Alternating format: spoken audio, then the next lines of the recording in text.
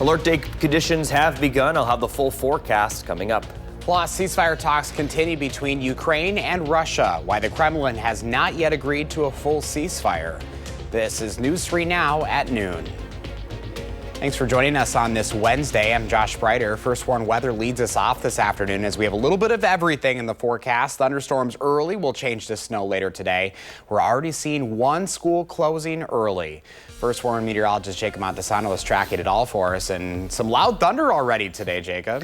Yeah, those showers and storms have already moved in, but the chance of severe weather will actually come in the afternoon, especially for areas south of Madison. But overall, everyone obviously going to see the rain that we've already seen, but we also will see snow and windy weather. Let's take a look at the current radar. Much of the area seeing those showers. Few parts of the far northern portion of our area already seeing that rain transition to snow. But zooming in on some of the heavier areas of precipitation, right now it is to the south of Madison. This line of storms kind of moving almost due north, a little bit north-northeast, but overall seeing that heavy rain near Janesville and likely going to see it impact the eastern portion of Dane County over the next couple of hours. Also further north as we look towards the rain-snow line, there is some heavy precipitation here as well, but doesn't look like we're seeing any lightning strikes, but we are seeing a little bit of sleet in there as well. And as we look for the southwest, we also are seeing some precipitation move back into the area. The southwestern portion of Wisconsin was the first place to see the rain this morning. Now we're going to continue to see on and off rain and storms, or showers and storms, throughout the afternoon. But once we get to around 4 to 5, that's where things get interesting. We could see a line of potential severe weather south of Madison, but that's also going to be almost around the time where that rain-snow line moves through Dane County. And it looks like we'll see that rain-snow transition anywhere between 5 and 6 p.m. and then by 6 to 7, much of Dane County will see the snow, and then places to the east and south will see the snow if it is precipitating. Now notice the snow not exactly filling up the entire viewing area, but everyone is expected to see snow at some point, just maybe not all at once, and it will continue throughout much of the night before it clears out by Thursday morning. I'll continue having more details on the system though coming up a little bit later. All right, Jacob, thank you. Track the forecast for yourself on the First Warn Weather app. It has hourly planners, road conditions, and radar. You can download it for free in your phone's app store. Just search WISC Weather. Today's weather is already being blamed for an apartment fire this morning on Madison's west side. Fire crews were sent to Modern Point Lane after getting calls around 8:30 that an apartment building had been struck by lightning. Firefighters found flames on the roof of the building. The lightning also damaged the building in 3 different areas. One person got trapped in an elevator that shut down due to a power outage. That person was rescued without incident. Property managers are working closely with residents to find alternate accommodations until repairs can be made. Right now, the suspect in a State Street stabbing is in custody and undergoing additional evaluations. Madison police say they will release the suspect's name and charges after they are booked at the Dane County Jail. The stabbing happened Saturday morning. Police say 2 people got in a fight. One pulled out a sharp object and stabbed the other. Officers later found a box cutter on the scene. The victim is expected to recover from their injuries. New rules could make it more complicated for some people to collect their Social Security benefits. The Trump administration says it is to stop fraud. One rule starting March 29th bars beneficiaries from changing their bank account information by phone. Online services will still be available, but many people who collect Social Security benefits are seniors. Another rule starting March 31st requires people who can't prove their identity online to visit a field office. Those changes come as the agency is closing some field offices. It's part of a plan to cut the Social Security workforce by about 12%. The agency says nearly 2,500 workers signed up to receive up to $25,000 through voluntary separation incentive payment. 7,000 positions are on the chopping block. The Columbia County Sheriff's Office is warning people about scammers calling in a new jury duty scam. They claim you missed jury duty and then ask for credit card information to pay a citation. The Sheriff's Office says they would never call from a random number about jury duty. If you do get a suspicious call and are unable and unsure, just call Columbia County Dispatch. New at noon, the Trump administration negotiations to broker a partial ceasefire between Russia and Ukraine will begin as soon as this weekend. Natalie Brand reports from the White House. Russian strikes damaged a hospital in Ukraine after the phone call between President Trump and Russian President Vladimir Putin. We are going back and forth at every level, driving both sides towards a ceasefire and driving both sides towards an end to this war. The White House says the leaders agreed to a ceasefire covering energy and infrastructure, but Russia has not agreed to a full 30-day ceasefire. The Kremlin also noted a key condition for working toward a resolution should be an end to foreign military aid and intelligence. We talked about a lot of things, but aid was never discussed. Experts on the region describe the call as a small step of progress, but say it remains to be seen where negotiations go from here. What seems clear to me is Putin is at a minimum holding out for more time just to try and take as much territory as possible. Back in Washington, the administration is facing a series of legal setbacks. On Fox News, President Trump criticized judges who ruled against him. These are judges that shouldn't be allowed. I think at a certain point you have to start looking at what do you do when you have a rogue judge. The comments follow a rare rebuke from Chief Justice John Roberts after President Trump called for the impeachment of the judge in the latest case over deportation flights. Roberts said in part, for more than 2 centuries, it has been established that impeachment is not an appropriate response to disagreement concerning a judicial decision. Natalie Brand, CBS News, the White House. Robert's statement comes after 2 federal appeals court judges expressed concerns about the ongoing attacks on their fellow judges mounted by Elon Musk and some Republicans in Congress. On his social media platform today, Musk doubled down, responding to the news of a judge ruling against Trump's ban on transgender people serving in the military. Elon Musk wrote, "It is a judicial coup," and called for 60 senators to vote to impeach the judges and restore rule of the people. Well, happening now in the 608, you can vote for a local veteran you think is deserving of the Spirit of Service Award. Our partners at Vortex narrowed the more than 200 nominations down to these final 5. Voting is now open on channel3000.com through March 30th. You can look for their stories on News Tree Now and our mobile app. A winner will be announced April 2nd. That person takes home $5,000, presented by Vortex. News 3 Now is in Denver to cover the March Madness tournament, covering the Badgers as they look to make a run at a national title. Reporter Arman Rahman and sports director Zach Hanley are there as the Badgers get ready to take on the Grizzlies tomorrow. Also tomorrow, the Badger women's hockey team will play in the Frozen Four. Our Andrew Banstra is in Minneapolis covering that. News 3 Now and CBS, of course, your home for March Madness starting Thursday morning at 11. That will mean some programming changes. If you're not a basketball fan, you'll still be able to find your favorite News 3 Now newscasts, always streaming on channel3000.com and Channel 3000 Plus, our apps, along with our sub-channel, Television Wisconsin, that's 3.2. If you will be watching basketball, our newscast will be airing at special times following March Madness on CBS. The graphic on your screen explains where you can find what newscast and when. We also have this available on channel3000.com. Still ahead at noon, gotta build them all. Which popular franchise is teaming up with Lego for the first time? Plus, Google is making a massive deal in an effort to boost security.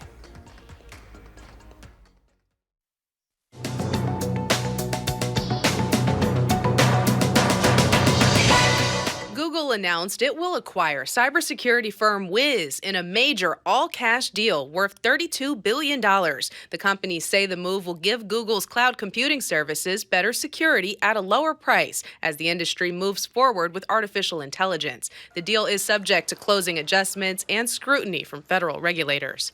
The 4 Lean Cuisine and Stouffer's frozen meals you see on your screen have been recalled because some batches may contain a wood-like material. Parent company Nestle USA says it is cooperating with the Department of Agriculture and the Food and Drug Administration to investigate the source of that material. Customers who have the recalled meals in their freezers should not eat them. Instead, the products can be returned to the store of purchase for a replacement or refund. The company says no other frozen meals are affected.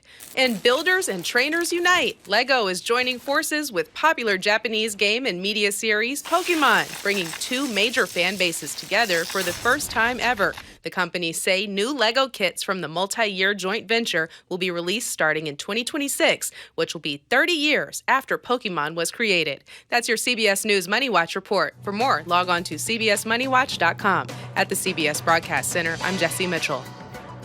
Here's a look at the stock numbers at the noon hour. The Dow's up 201 points, NASDAQ up 165, and the S&P 500 up this hour 41. Our Call for Action volunteers are in the building today taking your consumer complaints and taking action on your behalf. Call for action at 608-270-2833 or submit a claim anytime at channel3000.com/call-for-action. Pam has today's farm numbers ahead, and Jacob's tracking the alert day forecast. And later on Live at 4, Lisa Briggs from the Bruce Company joins us to answer your plant questions.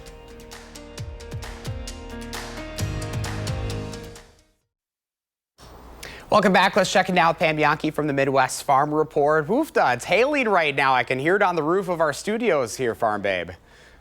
I was just going to say the same thing. Jacob's not going to be outside doing our weather update right now because it came in just all at once during the commercial break. Yeah, I've got an appointment right after I get done with you guys, so we'll see what I look like when I emerge from that. Today, we're focused in on some news that was made yesterday, National Agriculture Day. Out at the U.S. Department of Agriculture, Brooke Rollins, our new Ag Secretary, announced that they were moving forward with the $10 billion aid package that had been passed in 2024 to try to help farmers that had faced not only weather-related elements, but also some of that hurricane business that came through the South. Now, what you're going to notice is every commodity has been assigned a value that's per acre grown. So $42.91 an acre for corn, $29.76 for beans. Look at $77.66 per acre for oats. A lot of the commodities that are on there. The other thing that farmers should know is that our local Farm Service Agency offices will begin with the electronic processing of applications and then mail them to you. They have all the information they should need from your 2024 crop report, but if they need to see you, they will. If you have questions, you're welcome to call your Farm Service Agency office. Just remember that some of our offices are working with a pretty thin staff, and it probably would be best to make your appointment. The other thing that you also need to realize is that you're going to get only 85% of the payment coming to you. That is being done because they need to make sure that the $10 billion is going to cover all payments. If a second round of monies is available, you'll find out about that. So again, like I said, the wheels are in motion at your local Farm Service Agency office as of today. When I get more details, I'll be happy to share them with you. Hey, don't forget tomorrow night, UW-Madison Chancellor Jennifer Mnuchin's inviting everybody from the dairy industry to join them up in Baraboo. They've got a free event that's going to bring in industry leaders, alumni to talk about the impact that the Dairy Innovation Hub is having on Wisconsin dairy, will be having on Wisconsin dairy. It's free tomorrow evening, 6 until 8, Baraboo Arts Center in Baraboo. Please jump on our website to get registered, MidwestFarmReport.com. We've got the story up. Barrel cheese today down a half at 156.5. 40-pound block cheese did gain back 3 at 160.5. Double A butter stands still, Josh, on what is turning out to be an interesting and currently wet Wednesday. Yeah, some of those thunder boomers this morning just about took me for my feet. It's been a long time since we've heard thunder like that. Yep, I noticed my Shelties react about the same way. All right, Pam, will you try to stay dry out there? All right, see you tomorrow, buddy. Let's track those alert day conditions right now. First for meteorologist Jacob Montesano has the forecast. Oof, it's loud right here at our station. Yeah, I had that hail move through. Sounds like it's calmed down a little bit just from the ear test. I'm sure if I take a look outside, it's probably still precipitating. But yeah, this small little cell just rolled right over our station and is impacting the western portion of Madison, Middleton. Those of you in Waunakee likely going to head up towards your area next. Not producing a severe thunderstorm warning, but as we mentioned, it is producing some minor hail. As we take a look across the area at what we're going to see severe weather-wise throughout the afternoon, there is a marginal risk for much of the area. Far northern counties not under this risk. Better chance of the severe weather will be to the south of us, and that does include the southern portion of our area as well. There's a slight and enhanced risk across a lot of Illinois and Indiana. Now, as we take a look at the winter weather bulletins, winter weather advisory for Juneau and Adams County, winter storm warning and blizzard warnings further north and west. That is until 10 p.m. Now, just because southern Wisconsin isn't under those advisories doesn't mean we won't see snow. So let's take a look at future track. We're going to continue to see on and off showers and a few storms. Best chance of severe weather will be during that 3 to 4 p.m. time range, as we do see a line of potentially severe weather move through. But once we get to like 5 to 6 is when that rain will start to transition to snow across Madison and Dane County. Further north and west, it will occur a little bit earlier during that 3 to 5 p.m. range. And once we get to 7, pretty much all of Dane County will be seeing snow. And then a little bit later, around 8 p.m., we're only going to see snow. But that is if it's precipitating. Notice there are a few dry spots in parts of our area even after that rain to snow transition happens.